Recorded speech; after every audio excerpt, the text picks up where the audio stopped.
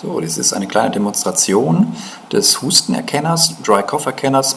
Trockener Husten ist ja tatsächlich eines der Symptome im Corona-Geschehen, deswegen tatsächlich hier auch mal im trockenen Hustenerkenner.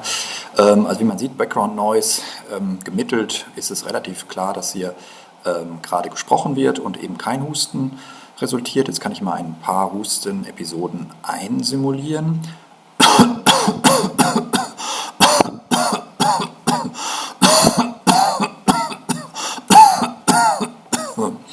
Man sieht das eben doch relativ klar, der Unterschied da ist, Background Noise mit hoher Wahrscheinlichkeit erkannt und Husten eben streut sich tatsächlich ab und zu mal ein, aber der Mittelwert ist sehr, sehr eindeutig im Background Noise Bereich und ja, damit sind wir erstmal zufrieden.